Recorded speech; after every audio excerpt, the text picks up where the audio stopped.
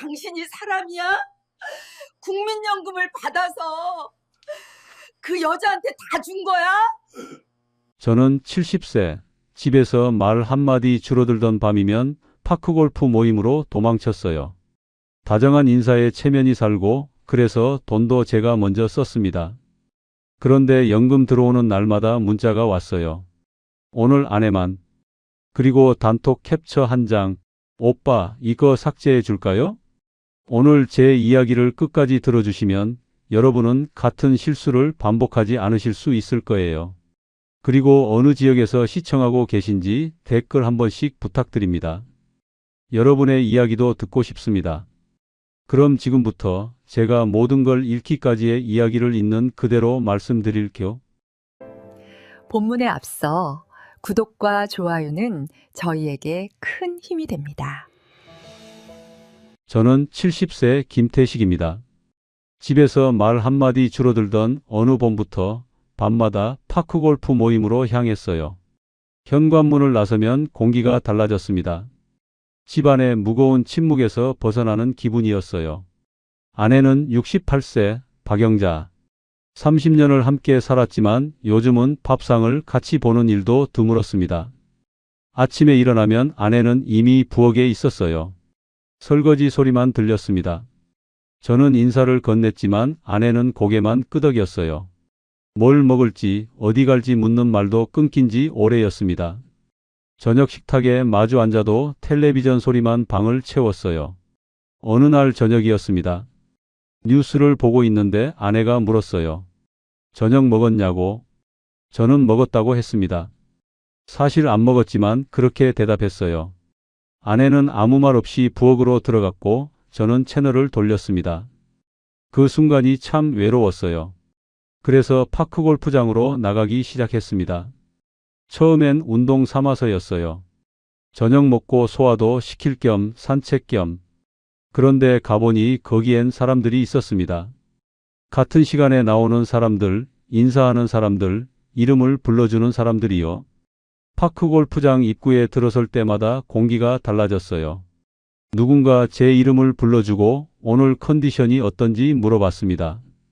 그 인사가 얼마나 반가웠는지 몰라요. 집에선 아침부터 저녁까지 제 이름을 부르는 사람이 없었거든요. 저도 모르게 말이 많아지고 웃음이 늘었습니다. 모임에는 50대 후반부터 70대까지 섞여 있었어요. 다들 비슷한 사정이었습니다. 집에서 할 일 없고 시간 많고 외로운 사람들. 그 중에 58세 오서정이라는 분이 있었어요. 처음엔 그냥 같은 클럽 사람 중 한 명이었습니다. 서정 씨는 웃는 얼굴이 밝았어요. 항상 먼저 인사했고 제 타수를 칭찬해 줬습니다. 자세가 좋다며 사진을 찍어주기도 했어요. 저는 그런 관심이 오랜만이었습니다. 집에서는 제가 뭘 해도 반응이 없었으니까요. 밥을 먹든 텔레비전을 보든 산책을 가든 아내는 관심이 없었어요. 한 달쯤 지났을까요?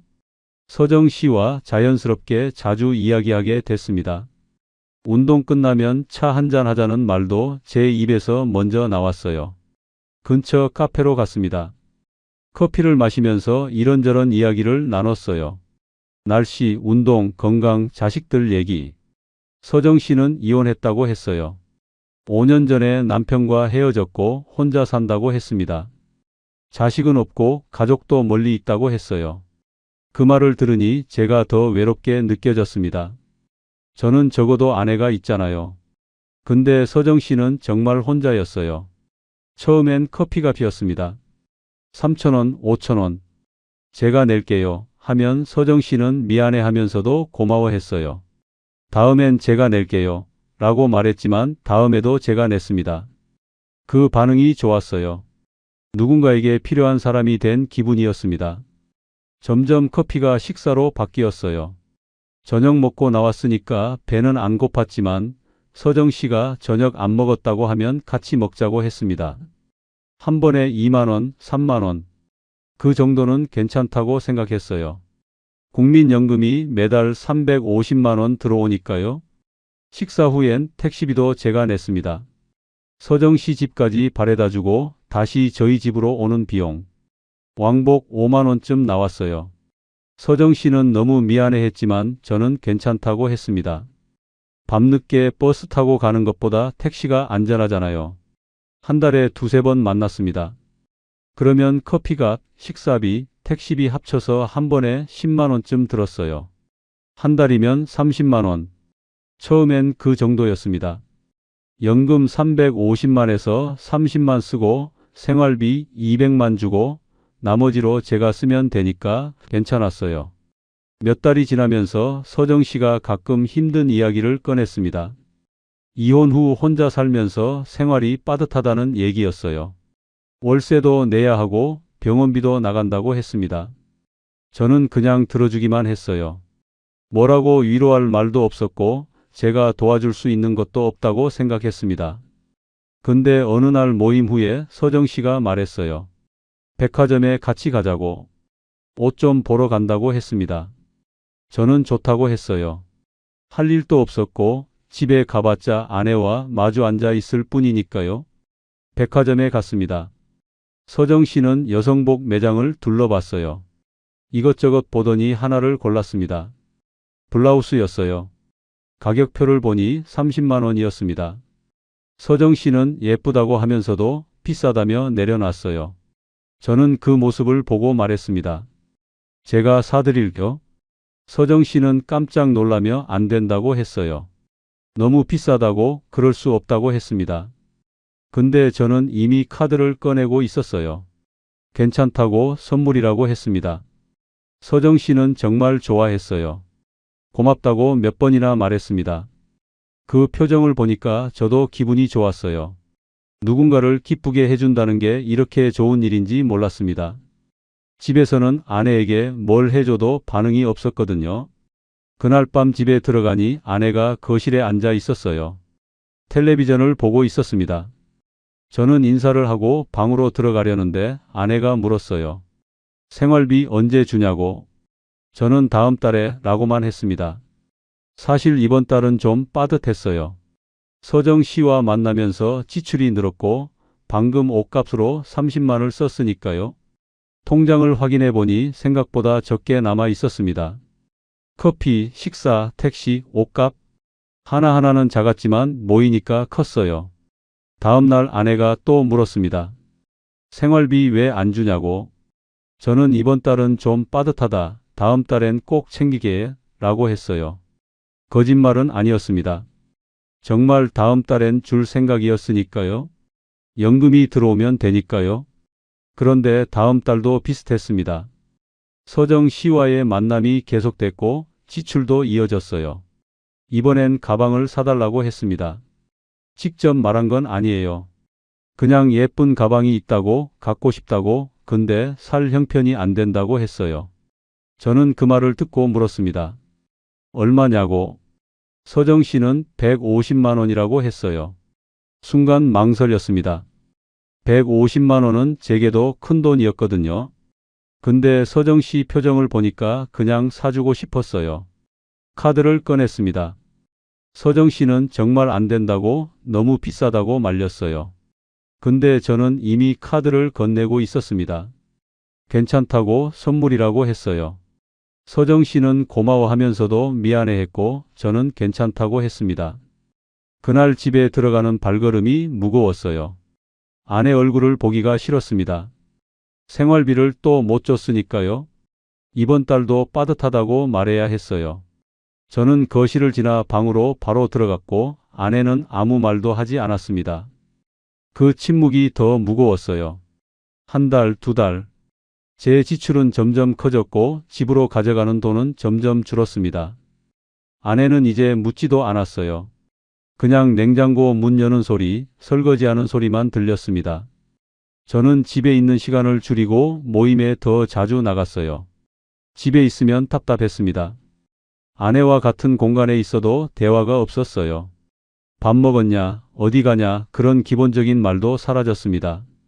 저는 점점 집이 아닌 파크골프장에서 시간을 보냈어요. 그러던 어느 날 연금이 들어온 직후였습니다. 서정 씨와 커피를 마시고 있었어요. 서정 씨가 웃으면서 물었습니다. 연금 들어오는 날이 언제냐고. 저는 별 생각 없이 매달 25일이라고 했어요. 서정 씨는 고개를 끄덕이면서 말했습니다. 그럼 그날만 맞춰서 도와줄 수 있냐고. 저는 무슨 도움이냐고 물었어요. 서정 씨는 생활비가 좀 빠듯해서 한 달에 조금씩만 도와주면 큰 힘이 될 것 같다고 했습니다. 금액은 얼마쯤이면 되냐고 물었더니 한 달에 250만 원 정도면 정말 큰 도움이 될 것 같다고 했어요. 250만 원. 제 연금의 대부분이었습니다. 저는 그 순간 뭔가 이상하다는 생각이 스쳤지만 서정 씨 얼굴을 보니 그냥 넘어갔어요. 250만 원이면 연금에서 충분히 낼 수 있는 금액이었습니다. 나머지 100만 원으로 생활하면 되니까요. 한두 달만 도와주면 서정 씨가 상황이 나아지겠죠. 저는 알겠다고 했습니다. 서정 씨는 정말 고마워했어요. 눈물까지 글썽이면서 오빠 덕분에 산다고 했습니다. 그 말을 듣고 저는 뿌듯했어요. 누군가에게 이렇게 필요한 사람이라는 게 기분 좋았습니다. 집에 돌아와서 계산기를 두드렸습니다. 연금 350만, 서정 씨 250만, 남은 돈 100만. 여기서 생활비, 공과금, 제 용돈까지 빼면 빠듯했지만 불가능하진 않았어요. 한두 달만 도와주면 되겠지 생각했습니다. 그런데 그날 밤 아내가 방문을 열고 들어왔어요. 오랜만에 제 방에 들어온 거였습니다. 아내는 침대 끝에 앉아서 물었어요. 이번 달 생활비는 언제 주냐고. 저는 다음 주에 라고 했습니다. 아내는 한숨을 쉬었어요. 매달 다음 주라고 한다고 도대체 언제 주는 거냐고 물었습니다. 저는 대답하지 못했어요. 아내는 더 이상 묻지 않고 일어나 나가버렸습니다. 문 닫히는 소리가 유난히 크게 들렸어요. 다음 날 서정 씨에게 문자가 왔습니다. 연금 들어오는 날, 그날만 맞춰주면 된다고. 저는 알겠다고 답장했어요. 그게 시작이었습니다. 연금 날짜만 맞추면 되는 줄 알았는데 이게 얼마나 깊은 늪인지 그땐 전혀 몰랐습니다. 25일이 되면 서정 씨에게 문자가 왔어요. 아침 일찍 제가 눈뜨기도 전에 휴대폰이 울렸습니다. 오늘 연금 들어왔냐는 내용이었어요. 저는 아직 확인 안 했다고 답했습니다. 은행 앱을 열어보니 350만 원이 들어와 있었어요. 곧바로 250만 원을 보냈습니다. 송금 완료 문자를 캡처해서 서정 씨에게 보냈어요. 서정 씨는 고맙다는 말과 함께 하트 이모티콘을 보냈습니다. 그게 첫 달이었어요. 그때만 해도 한두 달이면 끝날 줄 알았습니다. 남은 100만 원으로 한 달을 살아야 했어요. 공과금 고지서를 보니 생각보다 금액이 컸습니다. 전기세, 수도세, 관리비까지 합치니 40만 원이 넘었어요. 아내한테 생활비도 줘야 하는데 남은 돈으론 부족했습니다. 저는 아내에게 20만 원을 건넸어요. 아내는 돈을 받아들고 물었습니다. 이게 다냐고. 저는 이번 달은 좀 빠듯하다고 다음 달엔 더 줄게 라고 했어요. 아내는 아무 말 없이 돈을 들고 나갔습니다. 표정이 굳어 있었어요. 그날 저녁 밥상이 차려지지 않았습니다. 아내는 자기 방에 들어가 있었어요. 저는 혼자 라면을 끓여 먹었습니다. 냄비에서 김이 올라오는 걸 보면서 이게 맞나 싶었어요. 근데 이미 250만을 보낸 뒤였습니다. 두 번째 달이 됐습니다. 25일 아침 서정 씨에게 또 문자가 왔어요. 이번 달도 부탁한다는 내용이었습니다. 저는 연금 들어온 걸 확인하고 곧바로 250만 원을 보냈어요. 이제 익숙해졌습니다. 남은 100만 원으로 한 달을 버텨야 했지만 어떻게든 할 수 있을 것 같았어요. 근데 공과금 고지서를 보니 이번 달은 더 많이 나왔습니다. 겨울이라 난방비가 추가됐거든요. 50만 원이 넘었어요. 아내는 생활비를 요구했고 저는 또 20만 원을 건넸습니다. 아내는 받지 않으려 했어요. 일단 돈 필요 없다고 차라리 주지 말라고 했습니다. 저는 그래도 받으라고 다음 달엔 꼭 제대로 줄게 라고 했어요. 아내는 결국 돈을 받았지만 제 얼굴을 보지 않았습니다. 그냥 돌아서서 나갔어요. 저는 혼자 남아서 통장을 봤습니다. 30만 원이 남아 있었어요. 한 달을 이걸로 어떻게 버티냐고요? 세 번째 달이 됐습니다. 제 통장에 들어온 연금을 확인하자마자 서정 씨에게 250만 원을 보냈어요. 이제는 생각할 틈도 없이 자동으로 움직였습니다. 그런데 그달은 제 개인 지출이 좀 있었어요. 병원에 가야 했습니다. 요즘 허리가 안 좋아서 정형외과에 갔어요. 진료비랑 약값이 나왔습니다. 15만 원. 그리고 이가 아파서 치과도 갔어요. 치료비가 20만 원 나왔습니다. 남은 돈으로는 한 달을 버틸 수가 없었어요. 저는 처음으로 현금 서비스를 받았습니다. 카드 한도에서 50만 원을 뽑았어요. ATM 기계 앞에 서서 한참을 망설였습니다. 이자가 붙는 건 알았지만 한 달만 버티면 되니까 괜찮다고 생각했어요. 다음 달 연금에서 갚으면 되니까요. 근데 이자가 생각보다 높았습니다. 월 1.5%, 연 18%, 50만 원 빌리면 한 달에 7천 원씩 이자가 붙었어요. 별거 아닌 것 같지만 계속 쌓이면 무서운 금액이었습니다. 네 번째 달이 됐어요. 연금 350만 원이 들어왔고 서정 씨에게 250만 원을 보냈습니다. 그런데 지난달 현금 서비스 이자가 붙어서 나온 돈이 100만이 아니라 90만 원쯤 됐어요. 또 모자랐습니다. 이번엔 카드론을 받았어요. 30만 원. 은행 앱에서 신청하니 바로 승인됐습니다. 너무 쉬웠어요. 그게 무섭다는 걸 그땐 몰랐습니다. 돈이 쉽게 생기니까 갚는 것도 쉬울 거라고 착각했어요. 다섯 번째 달, 여섯 번째 달, 매달 25일마다 서정 씨에게 250만 원이 나갔습니다. 제 통장엔 점점 빚이 쌓였어요. 현금 서비스, 카드론. 갚으려고 받았던 돈이 이자 때문에 더 커졌습니다. 악순환이었어요. 아침에 일어나면 휴대폰에 문자가 와 있었습니다. 카드 결제일 안내, 대출 이자 납부 안내, 연체 경고. 하루에 서너 통씩 왔어요. 저는 그 문자들을 지우고 또 지웠습니다. 아내는 마트에서 카드가 결제 안 된다고 전화했어요.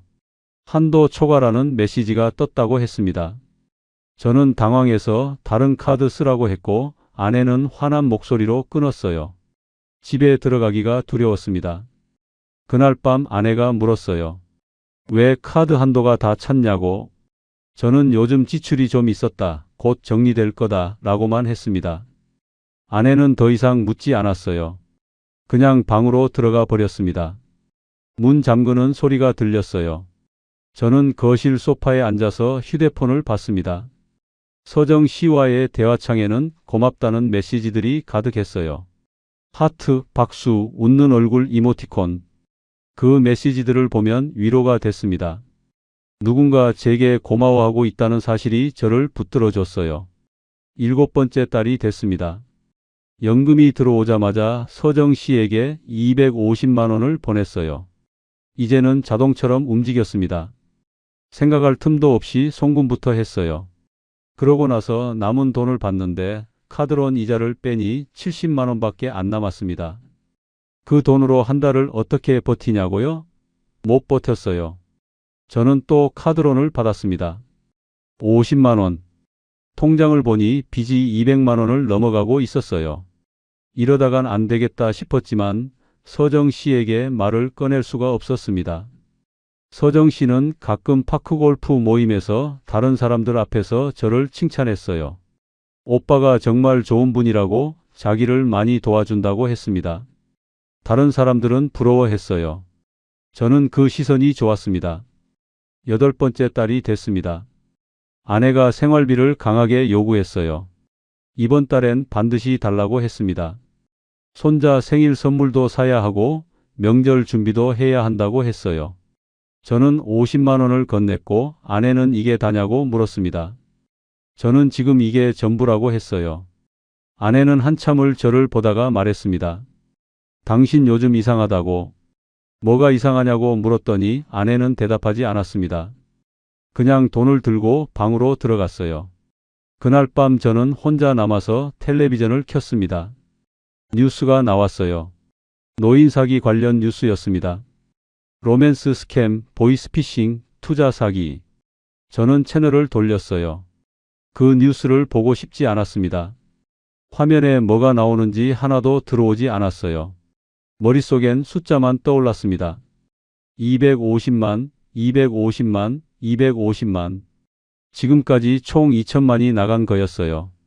이자까지 합치면 더 많았습니다. 9번째 달이 됐습니다. 연금날이 되기 전부터 서정 씨에게 문자가 왔어요.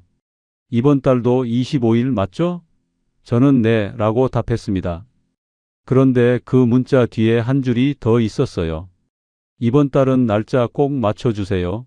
중요한 일이 있어서요. 저는 알겠다고 답하고 25일이 되자마자 250만 원을 보냈습니다. 서정 씨는 곧바로 고맙다고 답했어요. 그런데 그 뒤로 며칠 동안 연락이 없었습니다. 파크골프 모임에도 안 나왔어요. 저는 불안했습니다. 집에선 아내가 계속 저를 의심하는 눈빛으로 봤어요. 매달 생활비가 줄어드니까 당연했습니다. 어느 날 아내가 제 휴대폰을 보려고 했어요. 비밀번호 알려달라고 했습니다. 저는 거부했어요. 안 된다고 했습니다.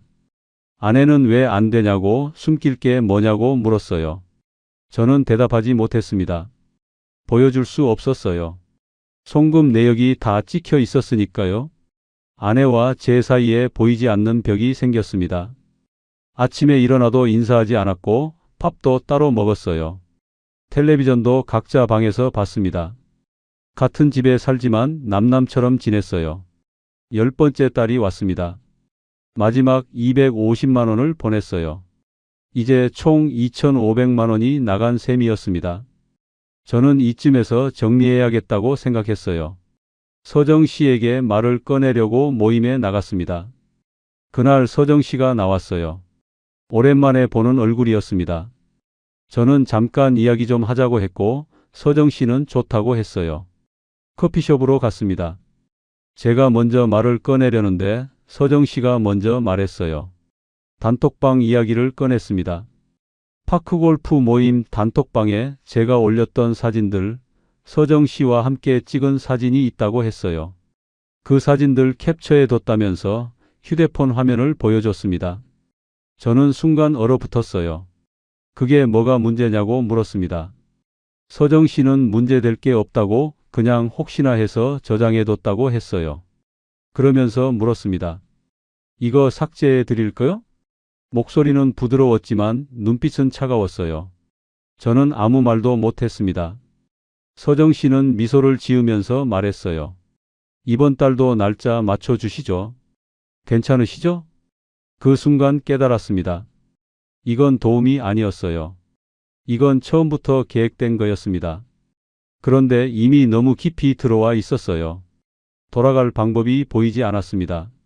서정 씨는 테이블에 휴대폰을 내려놓고 천천히 커피를 마셨어요. 화면엔 제 얼굴이 보였습니다. 파크골프 모임 단톡방에서 캡처한 사진이었어요. 서정 씨와 제가 나란히 서서 웃고 있는 모습. 날짜를 보니 3개월 전이었습니다. 저는 그 사진을 기억했어요. 좋은 날이었습니다. 날씨도 화창했고 운동도 잘 됐어요. 서정 씨가 사진 찍자고 해서 같이 찍었습니다. 그때만 해도 모든 게 즐거웠어요. 순수하게 좋아서 만나고 좋아서 도와주던 시절이었습니다. 서정 씨가 말했어요.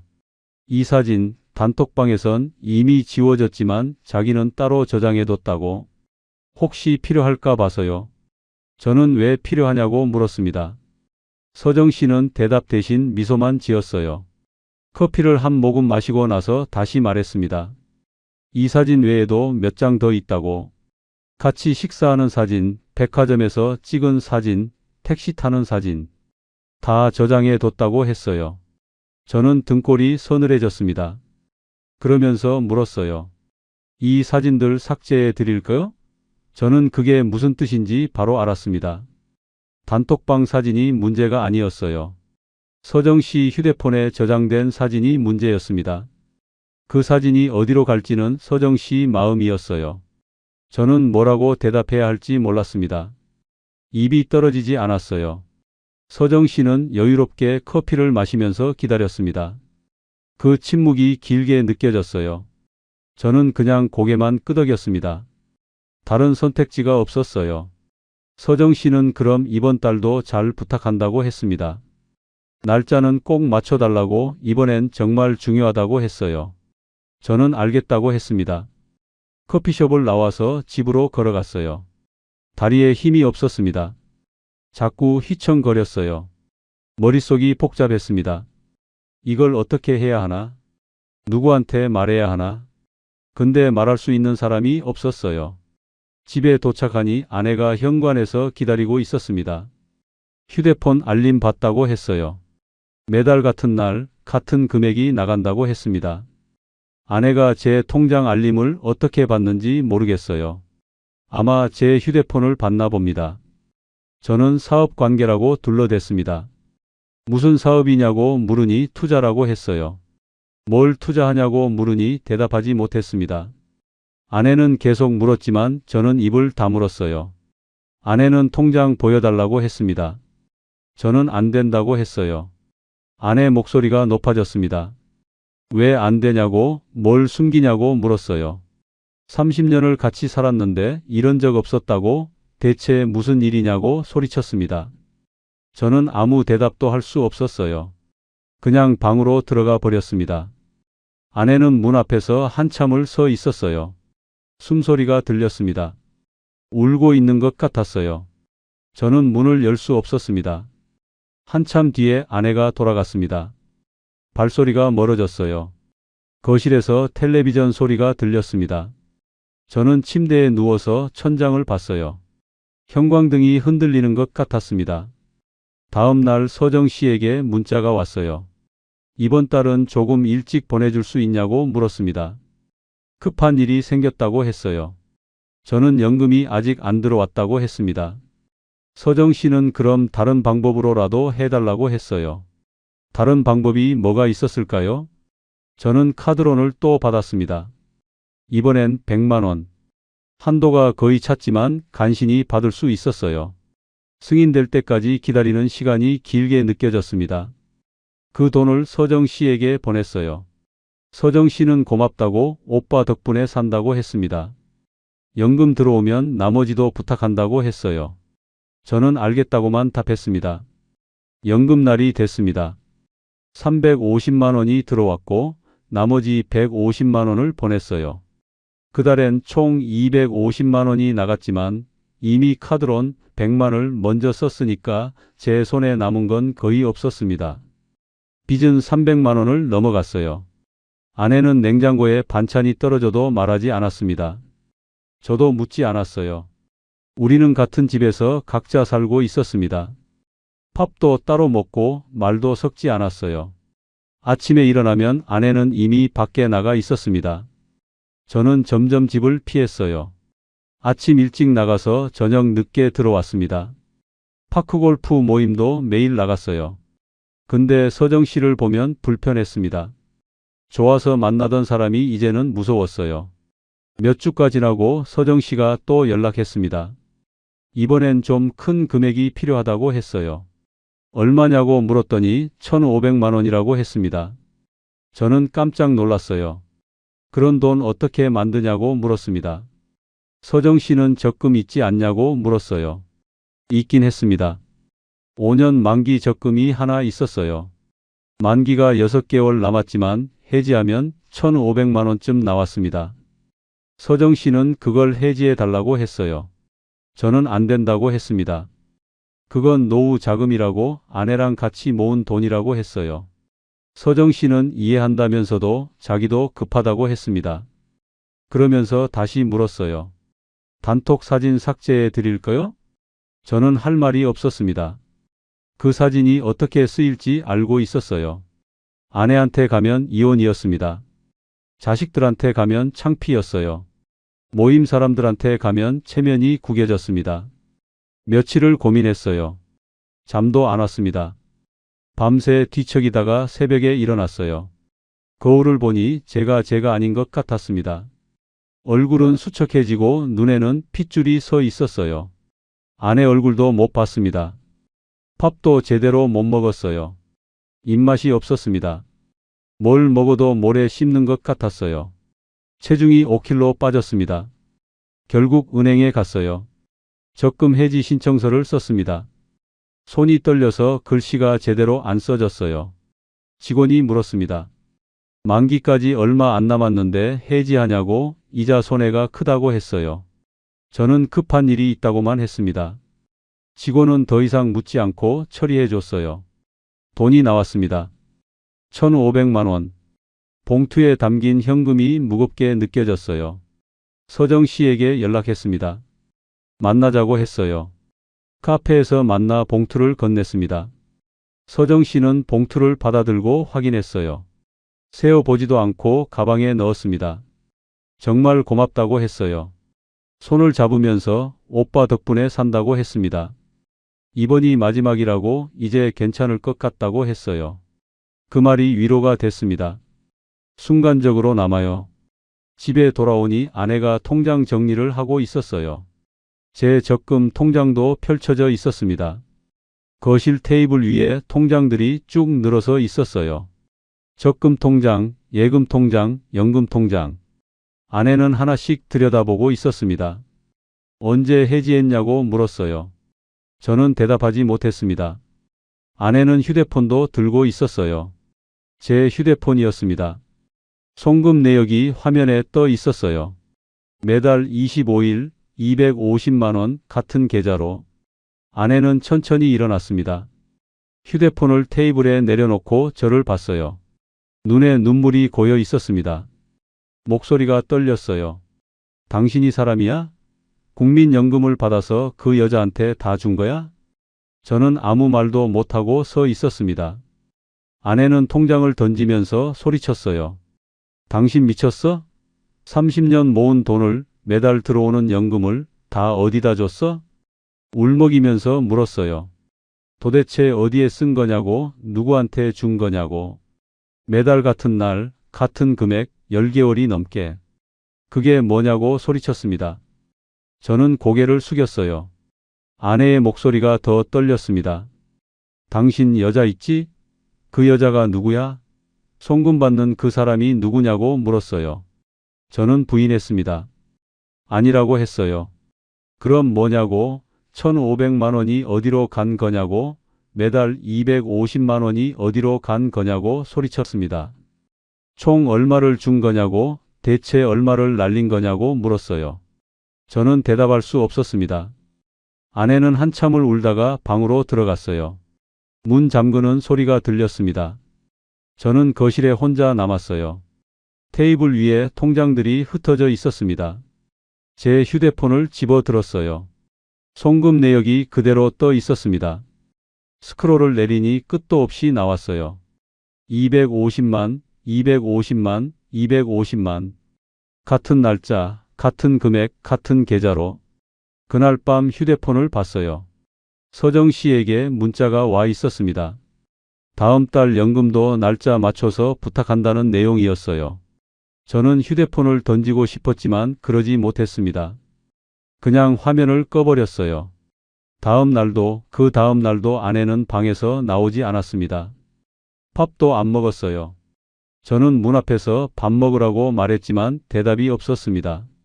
사흘째 되는 날 아내가 나왔어요. 짐을 싸고 있었습니다. 어디 가냐고 물었더니 동생 집에 간다고 했어요. 당분간 떨어져 있겠다고 했습니다. 저는 붙잡지 못했어요. 붙잡을 자격이 없었습니다. 아내는 가방을 들고 현관으로 향했어요. 문을 열면서 한번 뒤돌아봤습니다. 눈물이 흐르고 있었어요. 문이 닫혔습니다. 저는 혼자 남았어요. 집이 너무 조용했습니다. 아무 소리도 들리지 않았어요. 저는 소파에 앉아서 한참을 멍하니 있었습니다. 휴대폰이 울렸어요. 서정 씨였습니다. 받지 않았습니다. 또 울렸어요. 세 번째에 받았습니다. 서정 씨는 왜 전화 안 받냐고 물었어요. 저는 지쳤다고 이제 그만하고 싶다고 말했습니다. 서정 씨는 잠깐 침묵하더니 말했어요. 그럼 단톡 사진 어떻게 할까요? 아내분한테 보내드릴까요? 저는 그 말에 또 무너졌습니다. 안 된다고 제발 그러지 말라고 애원했어요. 서정 씨는 그럼 다음 달도 잘 부탁한다고 했습니다. 전화를 끊었어요. 아내가 어느 날 또 물었습니다. 전화로 물었어요. 매달 같은 날 왜 돈이 나가냐고. 송금 내역을 다 봤다고 했습니다. 저는 더 이상 거짓말할 기력도 없었어요. 그냥 사정이 있다고만 했습니다. 아내는 무슨 사정이냐고 따져 물었습니다. 말 안 하면 이혼하겠다고 했어요. 저는 그래도 말하지 않았습니다. 말할 수 없었어요. 이미 너무 깊이 들어왔습니다. 아내는 더 이상 제게 생활비를 요구하지 않았습니다. 대신 자기 돈으로 장을 봤어요. 아내도 노인연금이 조금 나왔습니다. 그 돈으로 근근히 살림을 꾸렸어요. 저는 그게 더 미안했지만 뭐라고 말할 수가 없었습니다. 매달 25일이면 서정 씨에게 250만 원이 나갔습니다. 제 손에 남은 돈은 빚 갚기에도 모자랐어요. 카드론 이자, 현금 서비스 이자, 매달 20만 원씩 이자만 나갔습니다. 집안 공기가 차가워졌어요. 겨울이었지만 난방을 잘 안 틀었습니다. 아내는 전기료 아낀다고 두꺼운 옷을 입고 지냈어요. 저도 방에서 이불을 뒤집어 쓰고 있었습니다. 아내는 제 얼굴을 보지 않았습니다. 저도 아내를 피했어요. 밥상은 따로 차려졌습니다. 아내는 부엌에서 먹고 저는 방에서 먹었어요. 같은 공간에 있어도 말이 없었습니다. 그 침묵이 말보다 더 아팠어요. 어느 날 아내가 제 방문을 두드렸습니다. 오랜만에 들어오더니 조용히 침대 끝에 앉았어요. 한참을 말없이 앉아 있다가 물었습니다. 도대체 뭐 때문에 이러냐고. 마지막으로 한 번만 솔직하게 말해달라고 했어요. 여자가 있으면 있다고 말하라고, 사업이 망했으면 망했다고 말하라고 했습니다. 뭐든 말하면 같이 해결하겠다고 했어요. 저는 대답하지 못했습니다. 말할 수 없었어요. 어디서부터 어떻게 설명해야 할지 몰랐습니다. 그리고 설명한다고 해서 이해받을 수 있을 것 같지 않았어요. 아내는 한참을 기다리다가 일어났습니다. 나가면서 말했어요. 이제 당신 맘대로 살아. 나도 내 맘대로 살게. 저는 그 말이 무슨 뜻인지 알았지만 붙잡지 못했습니다. 그럴 자격이 없었어요. 며칠 뒤 서정 씨에게 또 연락이 왔습니다. 이번엔 더 큰 금액이 필요하다고 했어요. 2천만 원. 저는 그런 돈 없다고 했습니다. 정말로 한 푼도 없다고 했어요. 서정 씨는 예금 있지 않냐고 물었습니다. 있긴 했어요. 비상금으로 모아둔 예금이 2천만 원쯤 있었습니다. 10년 넘게 조금씩 모은 돈이었어요. 정말 급할 때 쓰려고 모은 거였습니다. 서정 씨는 내일 정리 들어간다고 했어요. 오늘이 마지막 기회라고 했습니다. 저는 뭘 정리하냐고 물었어요. 서정 씨는 대답하지 않았습니다. 그냥 오늘 안에만 보내달라고 제발 부탁한다고 했어요. 목소리가 다급했어요. 처음으로 서정 씨가 급해하는 걸 봤습니다. 그 목소리에 저도 흔들렸어요. 혹시 정말 급한 일이 있는 건 아닐까? 혹시 정말 위험한 상황인 건 아닐까? 저는 또 은행에 갔습니다. 예금 해지 신청서를 쓰면서 손이 떨렸어요. 직원이 괜찮냐고 물었습니다. 얼굴이 안 좋아 보인다고 했어요. 저는 괜찮다고 했습니다. 괜찮지 않았지만요. 돈이 나왔습니다. 2천만 원. 이번엔 현금이 아니라 계좌이체로 받았어요. 통장에 찍힌 2천만 원을 보면서 이게 마지막이라고 스스로에게 말했습니다. 서정 씨에게 바로 보냈어요. 2천만 원 전액. 서정 씨는 정말 고맙다고 오빠 은혜 평생 잊지 않겠다고 했습니다. 이제 정말 괜찮다고 더 이상 부탁 안 하겠다고 했어요. 저는 그 말을 믿고 싶었습니다. 정말 이제 끝이라면 4천만 원으로 끝난다면 그래도 다행이라고 생각했어요. 더 이상 빠져나가지 않는다면요. 집에 돌아오니 아내가 없었습니다. 짐도 없었어요. 옷장을 보니 아내 옷들이 다 사라져 있었습니다. 화장대도 텅 비어 있었어요. 메모 한 장이 식탁 위에 있었습니다. 동생 집에 있겠습니다. 당분간 연락하지 마세요. 그게 전부였어요. 저는 그 메모를 들고 한참을 서 있었습니다. 손이 떨렸어요. 혼자 남은 집은 더 조용했습니다. 냉장고 여는 소리도 설거지 소리도 없었어요. 저는 혼자 라면을 끓여 먹으면서 이게 맞나 싶었습니다. 근데 이미 돌아갈 수 없었어요. 일주일이 지났습니다. 아내한테 전화했어요. 받지 않았습니다. 문자를 보냈어요. 읽음 표시도 안 떴습니다. 아내 동생한테도 전화했지만 동생은 아내가 만나고 싶지 않다고 했어요. 열흘째 되는 날 아내가 전화했습니다. 짧게 말했어요. 이제 따로 살자고. 같이 있어봐야 서로 힘들다고 했습니다. 저는 아무 말도 못했어요. 아내는 차분하게 말했습니다. 이혼까지는 아니어도 일단 떨어져 지내보자고. 당신은 당신 인생 살고 나는 내 인생 살겠다고 했어요. 저는 고개를 끄덕였습니다. 전화 너머로 전달되지 않았지만요. 반대할 수 없었어요. 제가 이 상황을 만들었으니까요. 아내는 집 문제를 어떻게 할 거냐고 물었습니다. 저는 아내가 가지라고 했어요. 제가 나가겠다고 했습니다. 아내는 잠깐 침묵하더니 말했어요. 알았다고. 그리고 끊었습니다. 저는 휴대폰을 내려놓고 방을 둘러봤어요. 30년을 산 집이었습니다. 이제 나가야 했어요. 짐을 싸기 시작했습니다. 옷장을 열었어요. 옷들이 많았습니다. 근데 가져갈 건 별로 없었어요. 가방 하나에 넣을 만큼만 챙겼습니다. 옷 몇 벌, 세면도구, 약. 서랍을 뒤지니 오래된 사진들이 나왔어요. 아내와 결혼식 사진, 신혼여행 사진, 아이들 어렸을 때 사진. 저는 그 사진들을 보면서 울었습니다. 언제부터 이렇게 된 걸까요? 다음 날 서정 씨에게 전화가 왔어요. 이번 달 연금도 잘 부탁한다고 했습니다. 저는 집 나가야 한다고 지금 그럴 상황이 아니라고 말했어요. 서정 씨는 잠깐 침묵하더니 말했습니다. 그건 오빠 일이고 약속은 지켜야 한다고. 연금 들어오면 보내달라고 했어요. 저는 전화를 끊어버렸습니다. 며칠 동안 연락을 안 받았어요.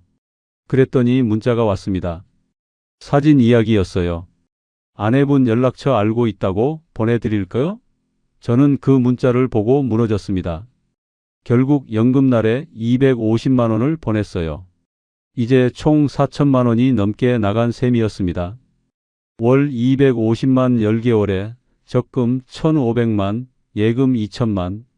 통장을 보니 빚이 500만 원을 넘어가고 있었어요. 갈 곳을 찾아야 했습니다. 원룸을 알아봤어요. 보증금 1,000만에 월세 50만. 제게는 그것도 버거웠습니다. 고시원을 알아봤어요. 한 달에 40만 원. 그것도 부담이었어요. 결국 모텔을 알아봤습니다. 장기 투숙하면 한 달에 60만 원쯤 나왔어요. 일단은 그게 최선이었습니다. 짐을 쌌어요. 가방 하나에 다 들어갔어요. 30년 살던 집을 나서면서 뒤돌아보지 않았습니다. 볼 용기가 없었어요. 그냥 가방을 들고 걸었습니다. 어디로 가는지도 모르고 걸었어요. 모텔을 찾아다녔습니다. 몇 곳을 들렀어요. 너무 낡았거나 너무 시끄럽거나 너무 비쌌습니다. 5번째 모텔에서 결정했어요. 그나마 조용했고 가격도 괜찮았습니다. 프론트에서 신분증을 내밀었어요. 직원이 물었습니다. 며칠 묵으실 거냐고. 저는 일단 한 달이라고 했어요. 직원은 고개를 끄덕이고 열쇠를 건넸습니다.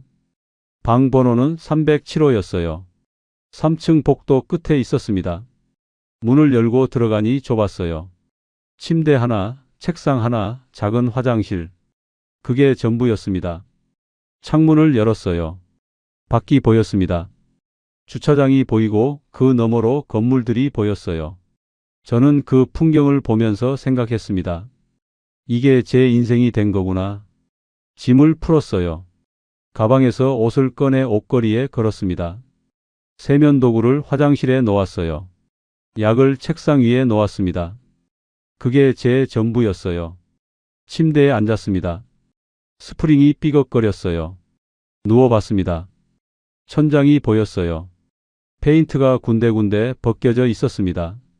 형광등이 윙윙거렸어요. 휴대폰을 봤습니다. 아내한테서 문자가 와 있었어요. 짐 다 챙겼냐고 집 열쇠는 우편함에 넣어두라고 했습니다. 저는 답장하지 않았어요. 뭐라고 써야 할지 몰랐습니다. 밤이 됐습니다. 모텔 간판 불빛이 켜졌어요. 형광등 초록색, 빨간색. 깜빡거렸습니다. 복도에서 소음이 들렸어요. 누군가 웃고, 누군가 싸우고, 누군가 울었습니다. 저는 그 소리를 들으면서 잠들었어요. 아니, 잠든 척 했습니다. 눈을 감았지만 잠은 오지 않았어요. 머릿속이 복잡했습니다. 숫자들이 떠올랐어요. 250만, 250만, 1500만, 2000만. 다음 날 아침 모텔 프론트에서 전화가 왔어요. 월세 내라고 했습니다. 60만 원. 카드를 꺼냈어요. 한 번에 안 됐습니다. 한도 초과. 다른 카드를 꺼냈어요. 간신히 됐습니다. 이렇게 한 달을 살았어요. 모텔 방에서 혼자서 아무도 모르게. 밖에 나가지 않았습니다. 밥도 편의점에서 사 먹었어요. 컵라면, 삼각김밥. 그게 제 끼니였습니다. 모텔 방은 점점 좁게 느껴졌습니다. 창문도 작고 벽은 얇았어요. 복도에서 들리는 소음, 옆방 텔레비전 소리, 위층에서 뛰는 소리. 다 들렸습니다. 저는 그 방에서 며칠을 보냈어요. 밖에 나가지 않았습니다. 나갈 곳도 없었고 만날 사람도 없었어요. 하루 종일 침대에 누워서 천장만 봤습니다. 페인트 벗겨진 자국을 세었어요. 하나, 둘, 셋. 27개였습니다. 밥은 편의점에서 사 먹었어요. 컵라면, 삼각김밥, 도시락. 하루에 한 끼만 먹었습니다. 배가 고프지 않았어요. 입맛이 없었습니다. 억지로 먹었지만 다 먹지 못했어요. 체중이 더 빠졌습니다. 거울을 보니 뼈가 드러났어요. 얼굴은 푹 꺼졌고 눈은 움푹 들어갔습니다. 제가 아닌 것 같았어요. 70세 노인이 아니라 80세처럼 보였습니다. 그러던 어느 날 서정 씨에게 전화가 왔습니다. 여러 번 울렸어요. 저는 받지 않았습니다. 문자가 왔어요. 급하다고 꼭 받아달라고 했습니다. 저는 무시했어요. 전화가 계속 왔습니다. 하루에 10번, 20번.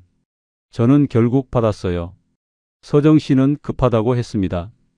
3일 안에 2,500만 원이 필요하다고 했어요. 저는 그런 돈 없다고 했습니다. 이제 정말 한 푼도 없다고 말했어요. 서정 씨는 대출 받을 수 있지 않냐고 물었습니다. 저는 이미 빚이 너무 많다고 더 이상 대출이 안 된다고 했어요. 서정 씨는 알아보라고 했습니다. 꼭 알아보라고 정말 급하다고 했어요. 3일 안에만 정리하면 조용해진다고 서류만 끝내면 된다고 했습니다. 저는 알겠다고 했어요. 그리고 전화를 끊었습니다. 3일이라는 시한이 머릿속을 짓눌렀어요. 저는 은행 앱을 열어서 대출 가능 금액을 조회했습니다.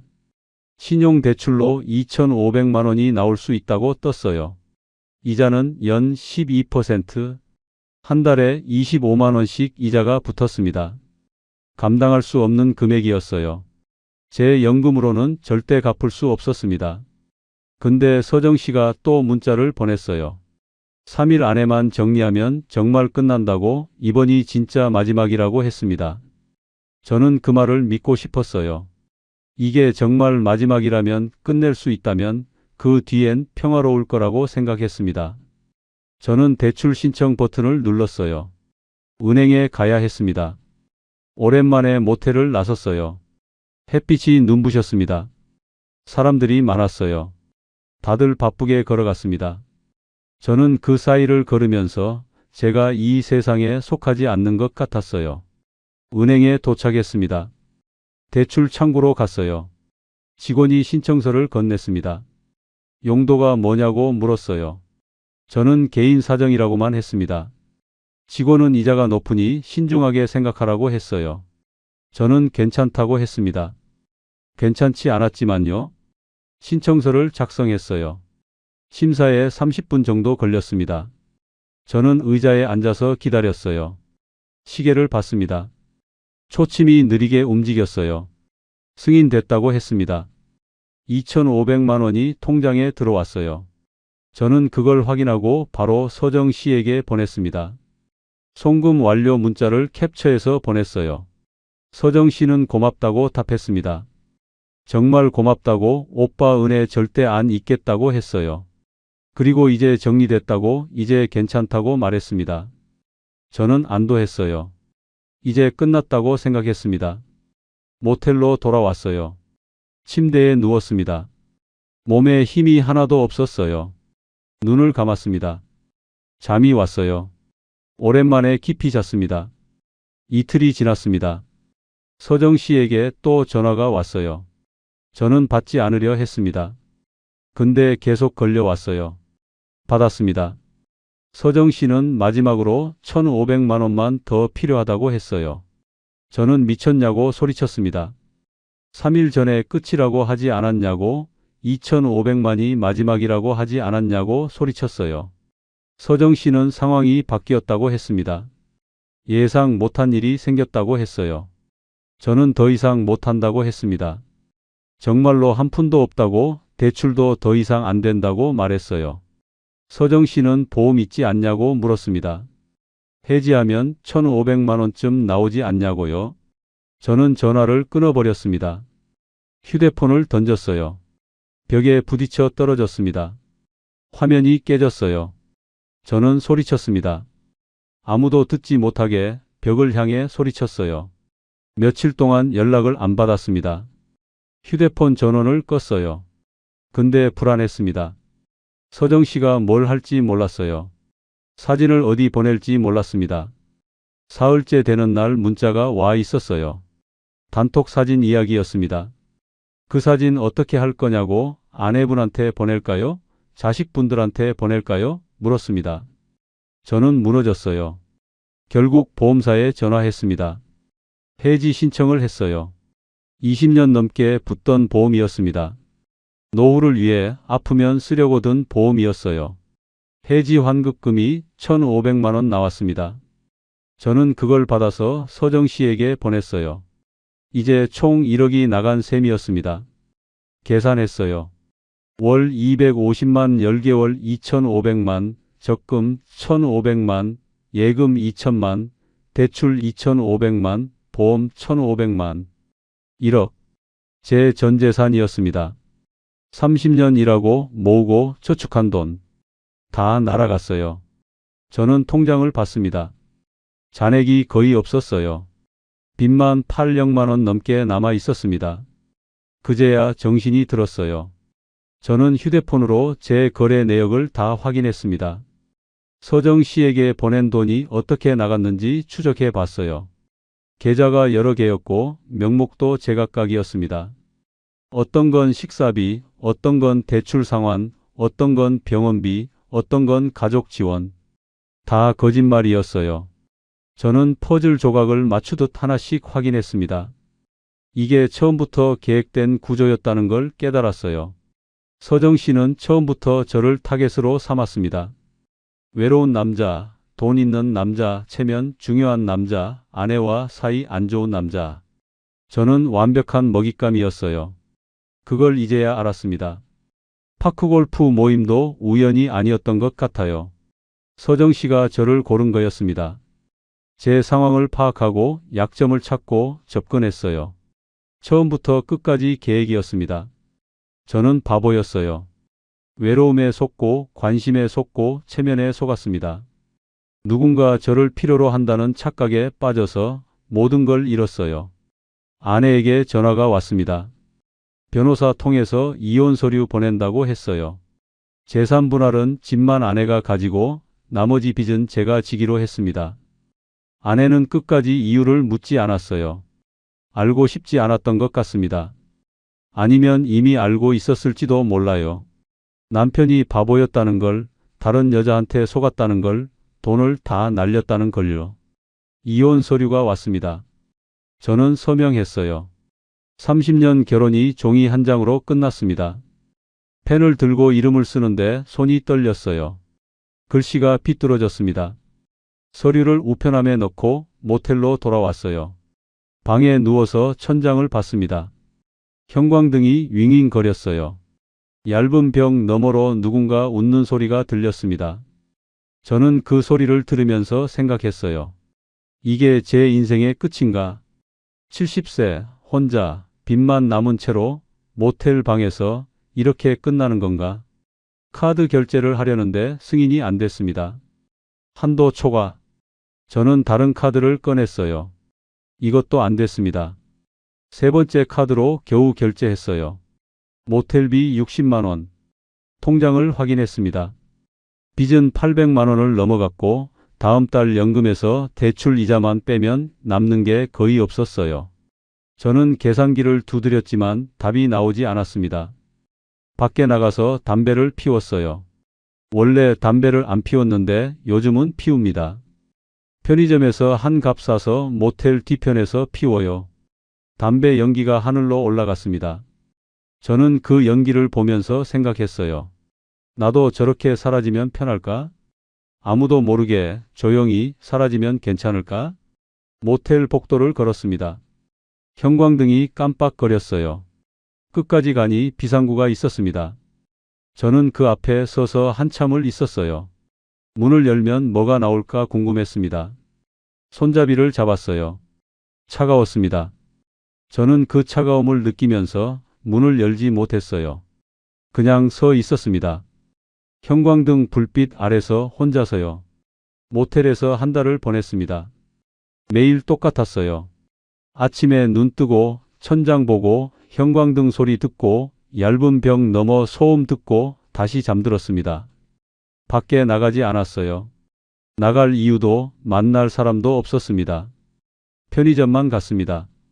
하루에 한 번 밤에 사람 없을 때 나갔어요. 컵라면 하나, 삼각김밥 하나, 물 한 병. 그게 제 하루 식사였습니다. 계산할 때 직원과 눈을 마주치지 않았어요. 고개를 숙이고 돈을 냈습니다. 체중이 10kg 빠졌어요. 거울을 보면 뼈만 남은 것 같았습니다. 옷이 헐렁해졌어요. 벨트를 조여도 바지가 흘러내렸습니다. 신발도 커진 것 같았어요. 그러던 어느 날 휴대폰이 울렸습니다. 서정 씨였어요. 이번 달 연금 들어왔냐고 물었습니다. 25일이 지났으니까요. 저는 전화를 받지 않았어요. 문자가 왔습니다. 이번 달도 250만, 오늘 안에만. 저는 통장을 확인했어요. 연금 350만 원이 들어와 있었습니다. 대출 이자 빼니까 300만이 조금 넘게 남았어요. 그중 250만을 보내면 제 손엔 50만 밖에 안 남습니다. 모텔비도 못 내는 금액이었어요. 근데 손가락이 움직였습니다. 송금 화면을 켰어요. 서정 씨 계좌번호를 입력했습니다. 금액 칸에 250만을 쳤어요. 확인 버튼 앞에서 멈췄습니다. 왜 제가 또 이러고 있는지 모르겠었어요. 집도 없고 아내도 떠났고 전 재산 1억이 날아갔고 빚만 800만 남았는데 그래도 보내려는 제가 이해가 안 됐습니다. 근데 손가락은 버튼 위에 있었어요. 서정 씨에게 전화가 또 왔습니다. 이번엔 받았어요. 서정 씨는 물었습니다. 보냈냐고? 저는 대답하지 않았어요. 서정 씨는 빨리 보내라고 오늘 안에 필요하다고 했습니다. 저는 물었어요. 언제까지 이러냐고? 서정 씨는 잠깐 침묵하더니 말했습니다. 오빠가 끊으면 끝나는 거 아니에요? 그 말에 저는 얼어붙었어요. 맞았습니다. 제가 끊으면 끝이었습니다. 근데 전 끊지 못했어요. 외로웠습니다. 서정 씨가 유일하게 제게 연락하는 사람이었어요. 비록 돈 때문이지만 그래도 제 번호를 알고 있는 사람이었습니다. 제 존재를 아는 사람이었어요. 아내는 떠났습니다. 자식들도 연락 안 합니다. 친구도 없어요. 파크골프 모임 사람들도 이제 안 만납니다. 제가 사라져도 아무도 모를 거예요. 근데 서정 씨는 매달 25일이면 연락합니다.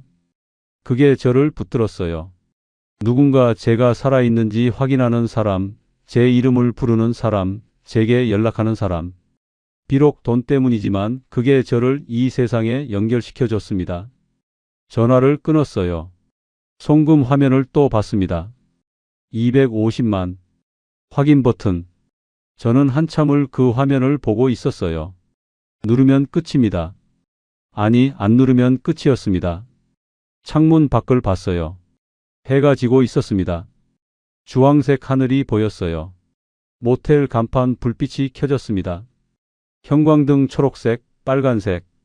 깜빡거렸어요. 저는 그 불빛을 보면서 생각했습니다. 지난 1년을 돌아봤어요.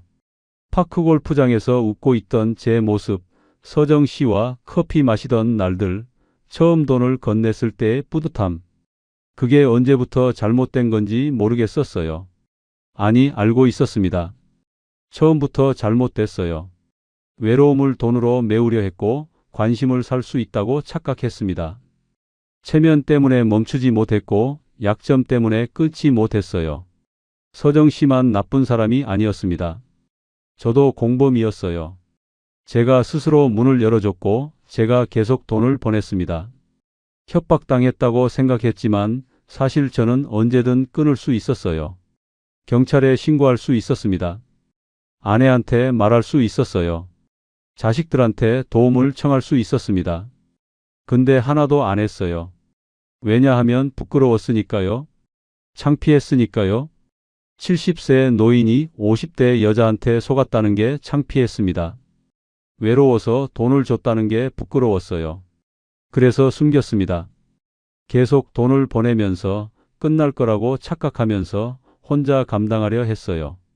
결국 모든 걸 잃었습니다. 집, 아내, 돈, 체면 다 잃었어요. 이제 남은 건 모텔 방 하나, 빚 800만, 그리고 매달 들어오는 연금 350만 뿐입니다. 휴대폰을 들었어요. 연락처에서 서정 씨 이름을 찾았습니다. 차단 버튼이 보였어요. 누르면 끝이었습니다. 더 이상 문자도 안 오고 전화도 안 올 거예요. 근데 손가락이 떨렸습니다. 차단하면 정말 아무도 없어요. 완전히 혼자가 됩니다. 그게 두려웠어요. 70세 혼자 모텔에서 아무도 모르게 사라질 수도 있는 제가 무서웠습니다. 이 나이에 혼자 죽으면 누가 알까요? 모텔 직원이 월세 안 나온다고 문 두드릴 때까지 아무도 모를 거예요. 며칠이 걸릴까요? 일주일? 한 달? 시체가 썩을 때까지? 그 생각을 하니 더 무서웠습니다. 서정 씨라도 연락하면 제가 살아있다는 증거였어요. 제가 아직 이 세상에 존재한다는 증거였습니다. 그래도 손가락을 움직였어요. 차단 버튼 위로 갔습니다. 한 번만 누르면 돼요. 그럼 끝이에요. 저는 숨을 깊게 들이쉬었습니다. 복도에서 누군가 웃는 소리가 들렸어요. 젊은 커플인 것 같았습니다. 행복해 보이는 웃음이었어요. 옆방 텔레비전에서 드라마 음악이 흘러나왔습니다. 저는 그 소리를 들으면서 차단 버튼을 보고 있었어요. 누르기만 하면 되는데 손가락이 움직이지 않았습니다. 연금 계좌를 정리해야 했어요. 자동 이체도 다 끊어야 했습니다. 서정 씨가 제 연금날을 아는 한 이건 계속될 거였어요. 저는 은행 앱을 열었습니다. 자동 이체 목록을 봤어요. 아무것도 없었습니다. 애초에 자동 이체가 아니었어요. 제가 매번 수동으로 보냈던 겁니다. 그 사실을 깨닫고 허탈했어요. 결국 차단밖에 없었습니다. 서정 씨 번호를 차단하고 새 번호를 만들고 연금 계좌도 바꾸는 수밖에요. 근데 그러면 정말 끝이었습니다. 돌아갈 수 없는 끝. 새 번호를 만들면 누가 연락할까요? 아무도 없었어요. 아내도 아니고 자식들도 아니고 친구도 없습니다. 완전히 혼자가 되는 거예요. 휴대폰 화면을 봤습니다. 차단 버튼이 여전히 거기 있었어요. 손가락이 그 위에 있었습니다. 누르기만 하면 돼요. 근데 전 아직 누르지 못하고 있었어요. 모텔 복도 끝으로 걸어갔습니다. 비상구 앞에 섰어요. 형광등이 깜빡거렸습니다. 저는 휴대폰을 들고 차단 버튼을 보면서 혼자 중얼거렸어요. 내가 끊어야 끝난다. 근데 끊을 수 있을까요? 정말 이게 마지막 일까요? 차단 버튼을 누르고 나면 저는 어떻게 살아야 할까요? 70세 혼자 빚만 남은 채로요. 매일 이 모텔 방에서 형광등 소리 들으면서, 얇은 벽 너머 다른 사람들 삶의 소리 들으면서 혼자 살아야 하나요? 아무도 제 이름을 부르지 않는 세상에서요? 연금은 계속 들어옵니다. 매달 350만 원, 이자 빼면 300만, 모텔비 빼면 240만. 그 돈으로 한 달을 살 수 있어요. 밥 먹고, 옷 사고, 약 사고. 근데 그게 삶인가요? 그냥 숨만 쉬는 거 아닌가요? 아무 의미 없이, 아무 관계 없이, 아무 목적 없이 그냥 살아만 있는 거요. 서정 씨한테 돈 보내는 게 나쁜 건 알아요. 속고 있는 것도 알아요. 근데 적어도 그건 뭔가 하는 거였습니다. 누군가와 연결되는 거였어요. 비록 돈으로지만요. 차단하면 뭐가 남나요? 아무것도 없어요. 그냥 모텔 방에서 혼자 죽을 날만 기다리는 거예요. 그게 더 나은 건가요? 여러분이라면 어떻게 하시겠어요? 차단 버튼을 누르시겠어요? 아니면 이번 달도 보내시겠어요? 외로움과 돈, 둘 중에 뭘 선택하시겠어요? 댓글로 여러분의 생각을 들려주세요. 그리고 어느 지역에서 보고 계신지도 남겨주시면 감사하겠습니다. 여러분의 이야기도 듣고 싶어요. 저는 아직 이 버튼 앞에 서 있습니다. 손가락은 여전히 화면 위에 있고요. 모텔 복도 형광등이 깜빡거리고 누군가 옆방에서 웃고 저는 여기 서 있어요. 언젠가는 누르겠죠. 아니면 또 보낼지도 모르겠습니다. 오늘은 아닐 수도 있어요. 내일도 아닐 수도 있고요. 다음 달 25일이 되면 또 고민할 것 같아요. 그런데 그때도 누르지 못하면 그 다음 달도 계속 보내게 될까요? 죽을 때까지요? 연금 다 털릴 때까지요? 그건 저도 아직 모르겠어요. 지금은 그냥 이 버튼 앞에 서 있을 뿐이에요. 누를지 말지 아직 모르겠습니다. 여러분은 어떻게 생각하세요? 끝까지 보신 분들은 지금 화면 왼쪽 재생 목록부터 눌러서 같은 흐름의 사연들을 이어서 보세요. 그리고 오른쪽 추천 영상은 이 지옥이 시작된 첫 단추가 더 선명하게 나옵니다. 지금 바로 하나만 눌러주시면 그대로 이어집니다.